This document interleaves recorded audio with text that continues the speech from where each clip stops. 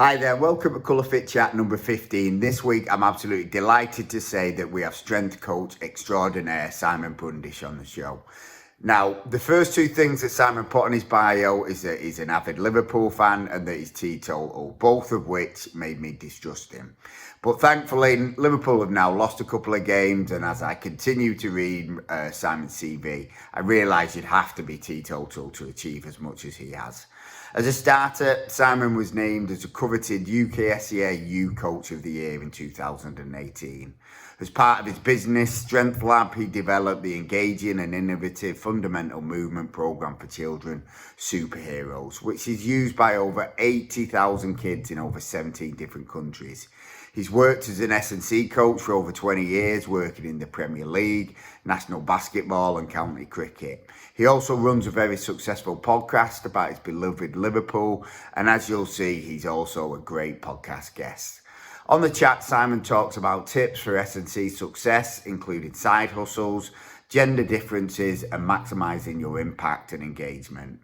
Remember, if you want to ask Simon any questions or add your opinion to any of the subject matters, then please get involved at 7 p.m. tonight on @colour_fit. I really hope you enjoy the show. I've had many side hustles over the years, but I think the keys to these things is to get stuff you're good at.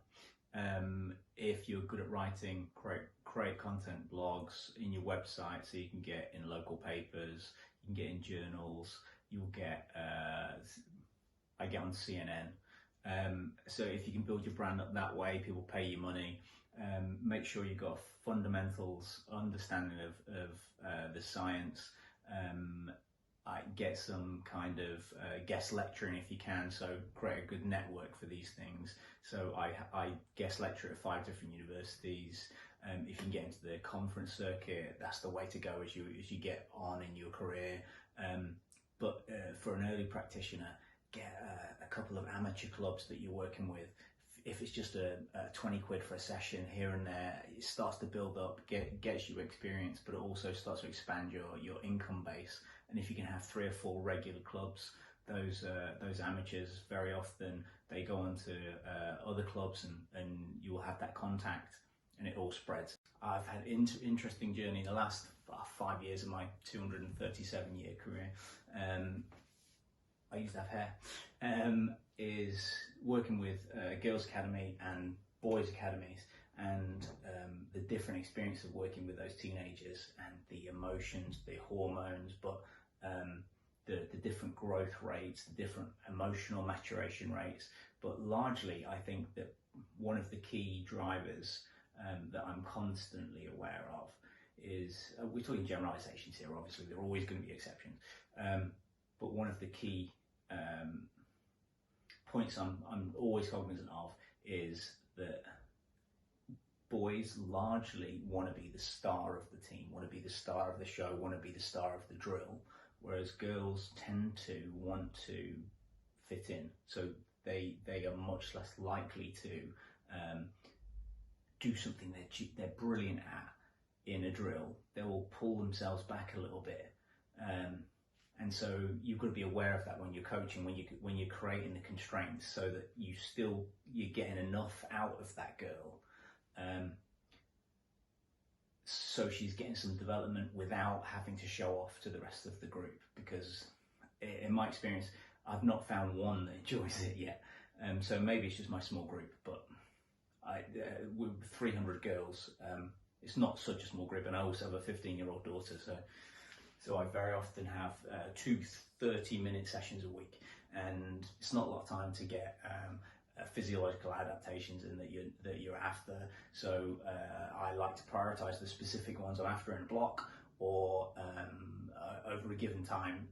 They've got specific targets, but largely any sport is underpinned by speed. So I'm looking at getting some kind of sprint emphasis in a week. So I'm looking around between 180, 300 meters of high speed, high volume work.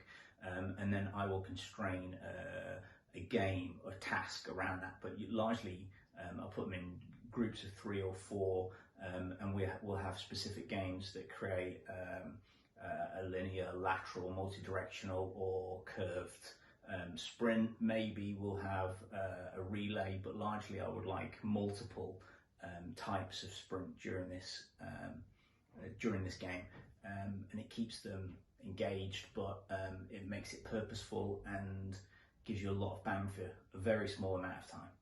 And secondly, we always build up with superheroes.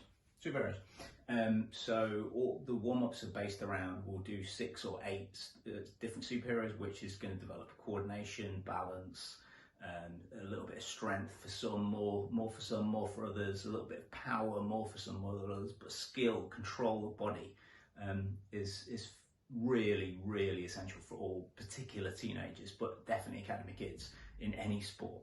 I like to begin my sessions by having a board, or we'll have a variety of different boards up and outline the session plan, give 2 or 3 options and let the kids pick 1 or 2 of those options out, so they've got their own connection with whatever they're doing.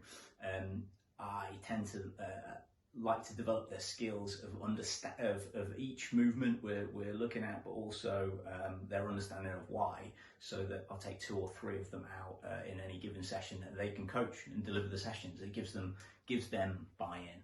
Of ideas for engagement is speed. The fast ones, they're constantly competitive. It gives them buy-in into the program if they see that they're developing.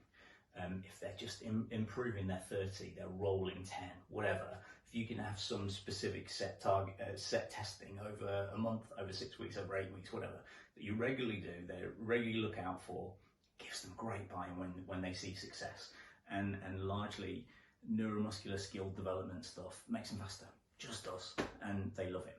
So thanks to Simon on some great tips for S&C with youth athletes. With side hustles, it's good to focus on your strength, and everybody is good at something. Don't aim too high initially, start small, do a good job, and your business will hopefully grow over time.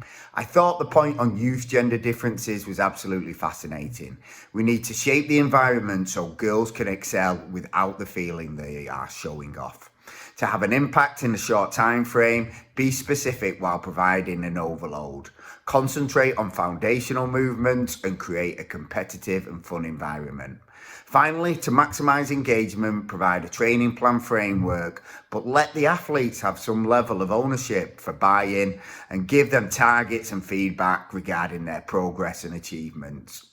As always, a huge thank you for tuning in, and please follow and review the Colour Fit podcast. And I'll see you next week when we have another superstar from the world of nutrition. Take care.